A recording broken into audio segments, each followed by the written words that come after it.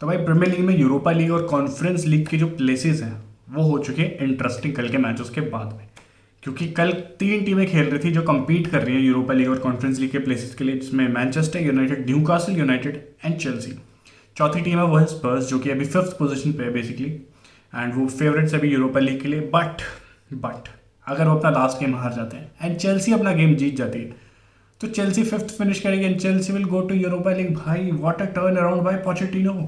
Arsenal वाला जो game था जिसमें लिटरली कुटाई हुई है भर के, बिल्कुल मारा गया नंगा करके, दौड़ा दौड़ा के पीटा आर्सेनल ने 5-0 से पहला चेल्सी को। और उसके बाद से क्या टर्न अराउंड किया। चेल्सी अपने लास्ट 5 गेम्स में अनडिफीटेड है, एक ड्रॉ एंड 4 विन्स है भाई उनकी। लिटरल भाई पोचेटिनो भाई, पोचेटिनो भाई, भाई क्या टर्न अराउंड किया भाई पोचेटिनो ने। मतलब प्लेयर चेल्सी इस टाइम पे ना एक अलग ही टीम, मतलब ऐसा भी नहीं कि ये गेम उन्होंने सारे लक के ऊपर जीते कि किस्मत से जीत गए।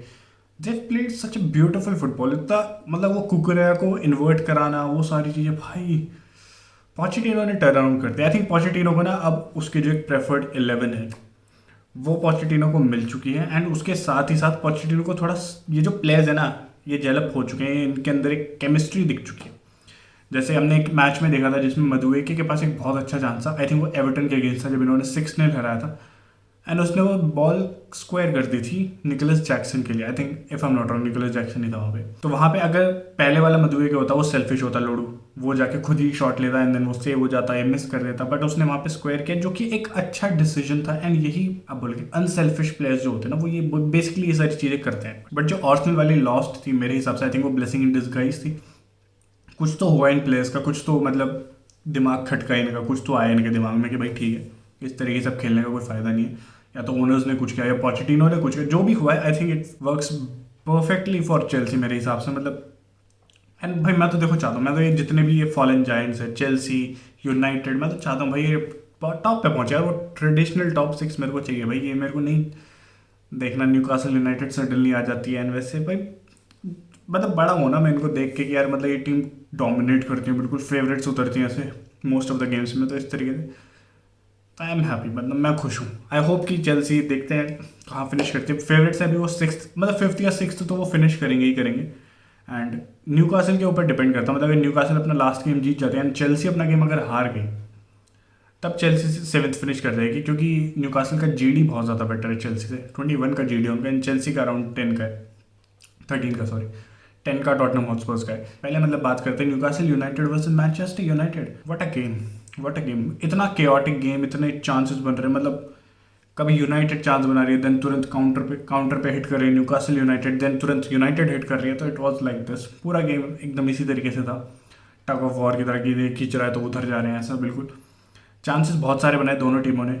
यूनाइटेड के पास बहुत अच्छा था, ब्रूनो ब्रूनो वॉज ब्रिलियंट भाई। ब्रूनो ने क्या चांसेस निकाले कल। ब्रूनो तो यही एक मतलब पता है, मैं यही लास्ट उसमें कहता कि ब्रूनो चांसेस बहुत बनाता है, कल बहुत चांसेस बनाए ब्रूनो ने। बहुत सारे उसने थ्रू बॉल निकाली गर्नाचो के लिए, गर्नाचो के पास चांस मिले, Amad Diallo was on fire, goal भी स्कोर कर दिया। मैं भाई वो that guy is crazy good.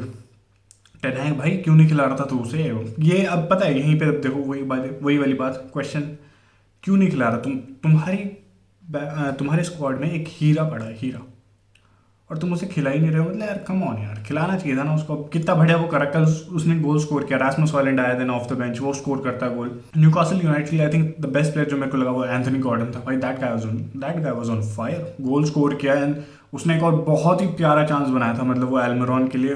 I think 0.01 second let हो गया एल्मिरॉन वहाँ पे, वरना वो गोल था। वो ब्यूटीफुल टैप इन था, ईजी टैप इन था वो, बस उसको वहाँ पे जाके पैर लगाना था, बट ही थोड़ा सा वो लेट हो गया मेरे ख्याल से।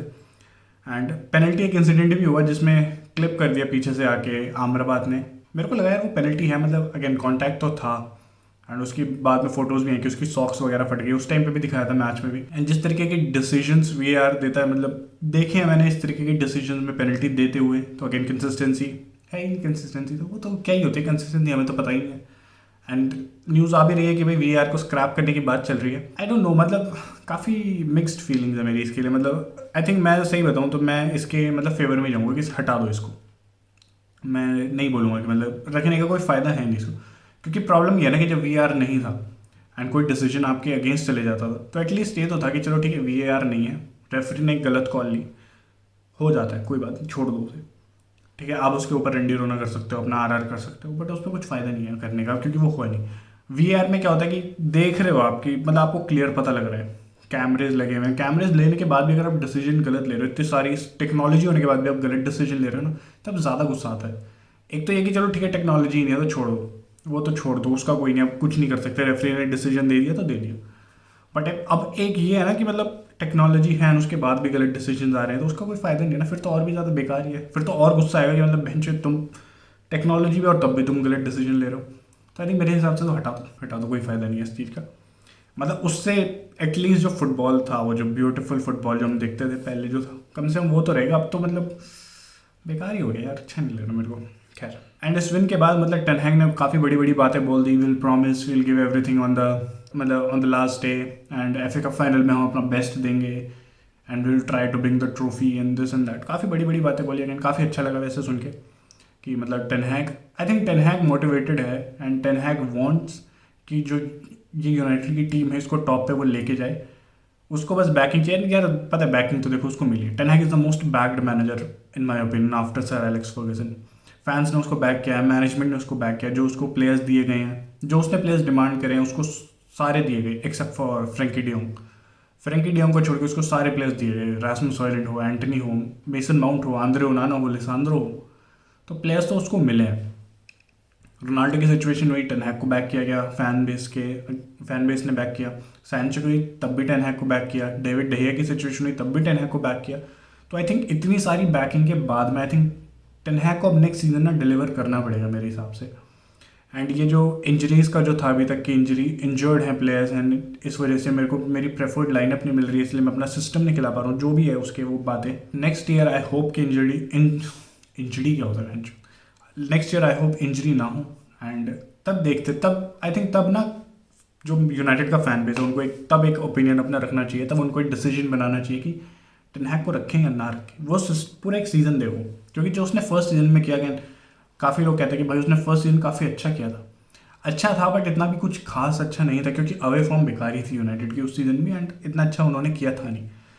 यस, उन्होंने बड़ी टीम को हराया, यूनाइटेड ने सिटी को हराया, लिवरपूल को हराया, एंड कैराबाओ कप जीता, एंड फाइनल में वो गए एफए कप के भी। बट एनफील्ड पे लिवरपूल से 7-0 हारे थे वो, ब्रेंटफोर्ड ने 4-0 हराया था, सिटी ने 6-3 हराया था। तो ये सारे क्रैक्स भी थे, एंड उन्होंने टॉप 10 टीम्स में से फुलहम को हराया था अवे फ्रॉम होम। होम पे तो ठीक है, डोमिनेट बिल्कुल, घर के शेर और बाहर के गिदड़ वाली बाहर है, ऐसी वाली बात थी कुछ। बात करें अगर चेल्सी की, तो भाई चेल्सी ने तो जैसे कि मैंने बोला, चेल्सी ने तो फॉर्म पकड़ ली अपनी। अब चेल्सी का जो नेक्स्ट गेम है वो बॉर्नमथ से है, एंड यूनाइटेड का जो नेक्स्ट गेम है वो ब्राइटन से है। तो यूनाइटेड का ब्राइटन से है बट अवे फ्रॉम होम है। अवे फ्रॉम होम वो थोड़ा ख़राब बात है यूनाइटेड के लिए। अगर यूनाइटेड अपना गेम जीतती है तो ज़्यादा से ज़्यादा वो 7th फिनिश कर सकते हैं, क्योंकि उनका जीडी काफ़ी ज़्यादा बेकार है। जीडी यूनाइटेड का सिर्फ और सिर्फ -3 का है। तो यूनाइटेड कॉन्फ्रेंस तो मेरे हिसाब से नहीं आ रही है, एंड अगर न्यूकासल अपना गेम जीत जाती है तो उनके भी 60 पॉइंट्स हो जाएंगे। एंड न्यूकासल का जीडी तो जैसा मैंने बताया भाई 21 का है, भाई उनका तो बहुत तगड़ा जीडी है। तो यूनाइटेड का यूरोप का तो हो चुका है, यूरोप का तो अब सफ़र खत्म उनका।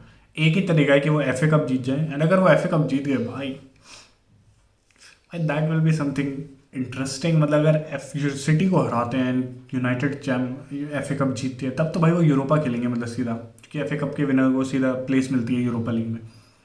तो फिर तो यूरोपा लीग खेलेंगे, फिर तो स्पर्स का फिनिश करने का, चेल्सी का फिनिश करने का कोई फ़ायदा नहीं है। तो लास्ट डे पे देखना काफ़ी ज़्यादा इंटरेस्टिंग होगा कि क्या होता है मैच में। एंड चेल्सी का मैच बॉर्नमथ से, यूनाइटेड का ब्राइटन से, स्पर्स का शेफील्ड यूनाइटेड से।